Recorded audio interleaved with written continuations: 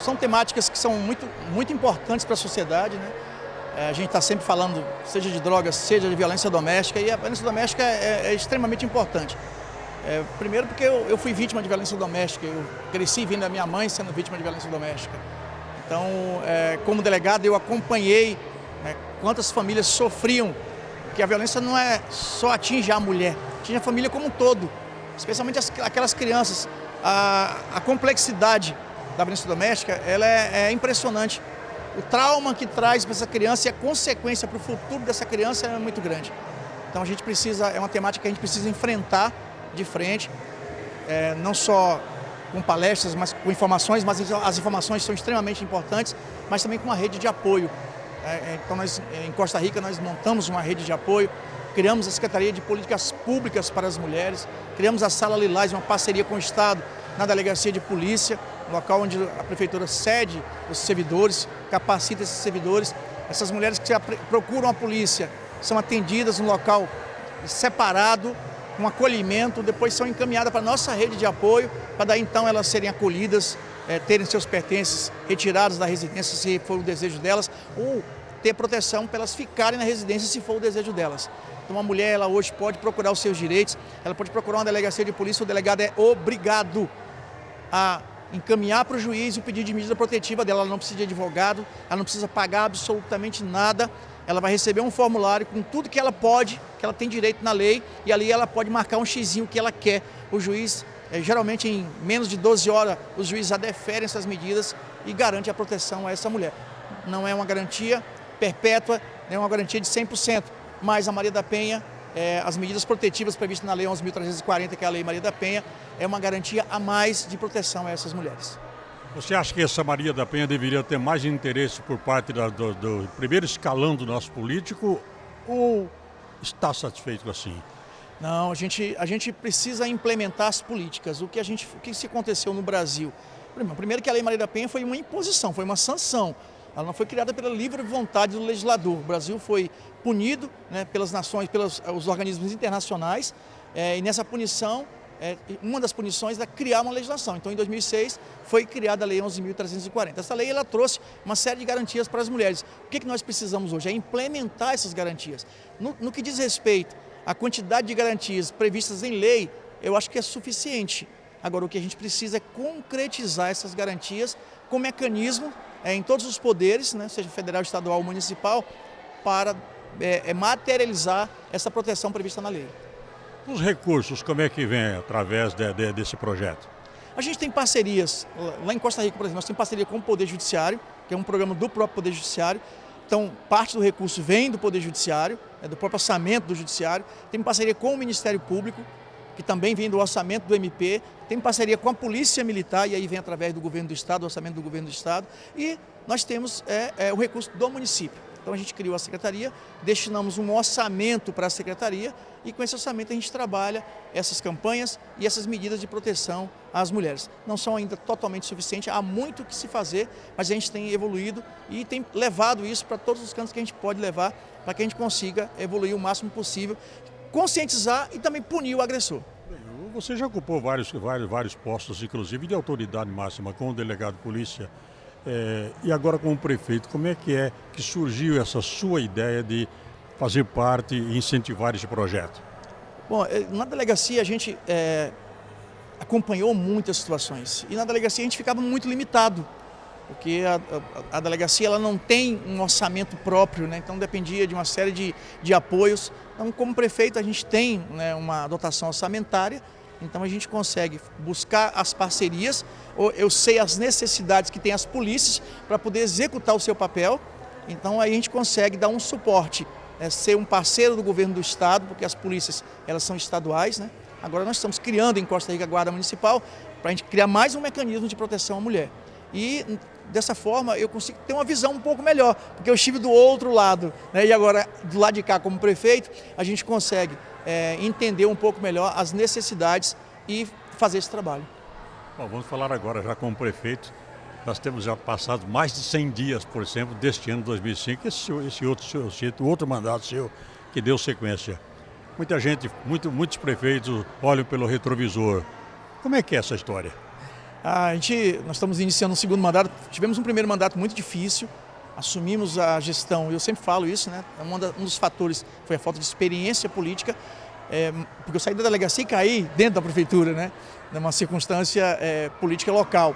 E depois enfrentamos, metade do nosso mandato foi dentro de uma pandemia.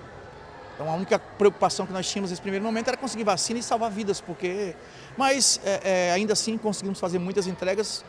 Fizemos tantas entregas que agora fomos eleitos com uma margem muito folgada de votos, né, para esse segundo mandato. E agora sim, a gente tem condição e estamos fazendo um planejamento e já iniciamos 2025 com muitas ações no município de Costa Rica. E a gente acredita que vamos entregar muito mais à sociedade nesse segundo mandato do que no primeiro mandato. Primeiro porque nós já temos mais experiência, eu sempre falo para o meu secretário, agora não tem mais desculpa, tá? Agora a gente tem experiência, agora não tem mais Covid e agora a gente tem maioria na Câmara, a gente tem todo um grupo técnico que já entende o funcionamento da máquina. Nós temos agora uma obrigação ainda maior de fazer entregas melhores do que fizemos no primeiro mandato. Isso é que o povo espera, né? O povo espera e é a obrigação que a gente tem, né? Eu acho que a gente tem que fazer essas entregas, é necessário. Eu costumo sempre usar uma frase na reunião dos secretários: é a nossa cidade.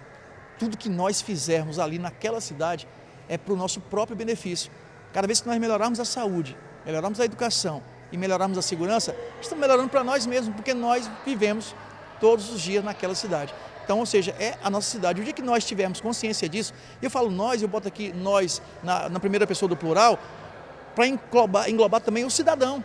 O dia que nós tivermos consciência que a coisa pública não é nossa, é de todos nós, não é minha, não é do prefeito, é de todos nós. Ontem eu estava numa reunião, inclusive eu falava sobre isso, né, com uma pessoa, um empresário, né, que queria cobrar um valor fora do razoável, né? Eu falei, cara, você não está vendendo para o prefeito, você está vendendo para a prefeitura. E esse dinheiro aqui não é meu, não. Esse dinheiro aqui é nosso, é seu também. E hoje o brasileiro tem que aprender isso, aprender que a coisa pública é de todos nós. E cada vez que nós melhorarmos, e aí especificamente para o político, né? No político entender que se ele melhorar a cidade que ele mora, é bom para ele também, esse país vai dar uma guindada sem sombra de dúvida.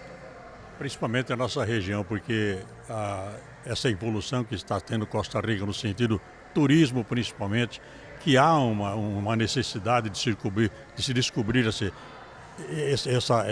pujança que tem Costa Rica, não só Costa Rica, mas a região toda beneficiada. Sem dúvida, né? Nós estamos numa crescente muito grande, né? Em 2021, quando nós assumimos a gestão, a cidade tinha 21 mil e poucos habitantes. O último censo agora do IBGE, o ano passado, nós estamos com 28.600 habitantes, mas pelos nossos cartões de saúde emitidos, são 32 mil cartões de saúde emitidos. Então, a gente acredita que nós já ultrapassamos 30 mil habitantes, ou seja, quase 10 mil habitantes aí em menos de 5 anos. Agora, com a segunda planta, né, da usina de etanol, que agora vai fazer etanol de milho, a gente vai dar um salto muito grande, tanto de qualidade financeira para o município, mas também um aumento populacional. Tem os prós e tem os contras. Então, a gente já está se preparando para que esse aumento populacional a gente consiga crescer de maneira coordenada. Porque é muito ruim quando uma cidade cresce desordenadamente, né, e não consegue atender, entregar o mínimo necessário aos munícipes. Então, Costa Rica hoje, a gente investiu muito em saúde em especial, né? Então, hoje, estou construindo agora lá uma policlínica, são um investimento de 6 milhões de reais. Estou construindo uma UBS, também investimento em parceria com o governo federal, né, de quase 7 milhões de reais. Instalamos a hemodiálise na cidade, instalamos 10 leitos de UTI. Hoje nós temos colonoscopia, nós temos endoscopia, hoje nós temos ressonância magnética. Ou seja, é uma cidade de 30 mil habitantes que tem toda essa estrutura de saúde. Isso, mas tem um custo, obviamente. Eu gasto em média 30% da receita do meu município com saúde. Mas é um gasto extremamente importante e necessário para o nosso município. É botar a cabeça no travesseiro e dormir. Sem sombra de dúvida, né? Botar a cabeça no travesseiro e saber que cumpriu a missão. Eu sempre encaro as coisas como missão e a prefeitura eu tenho encarado também como uma missão. Claro que tem muito para melhorar ainda, nós temos muita coisa. Eu sempre falo com o pessoal, eu me preocupo mais com o erro do que com o acerto, porque o erro me faz melhorar. Então, assim, a gente vê o que está errado, está sempre tentando melhorar. Meu lema é, a cada dia, a cada semana, a cada mês, a minha gestão tem que ser melhor do que o mês anterior. E assim a gente vai crescendo. Aquela operação de Costa Rica sem droga surtiu efeito? Muito. Hoje a gente vê cidades vizinhas com um problema muito crônico de violência e a gente vê Costa Rica numa toada bem mais tranquila. Costa Rica é uma cidade que não registra roubos, que é aquele que o cara toma o seu patrimônio com a mão armada. a gente não registra roubo há bastante tempo, o índice de homicídios é muito baixo. Nós estamos agora com uma marca de quase 2 anos sem feminicídio. Então esse trabalho que a gente vem fazendo também contra a violência doméstica tem sido feito. Até outro dia o juiz da comarca, né, um dos juízes, né, são 2 juízes, um deles falou exatamente sobre isso, né, numa palestra no Tribunal de Justiça, de como caiu o índice de violência na cidade em razão dos trabalhos que são feitos por toda a sociedade, né, a prefeitura encabeçando, mas toda a sociedade participando.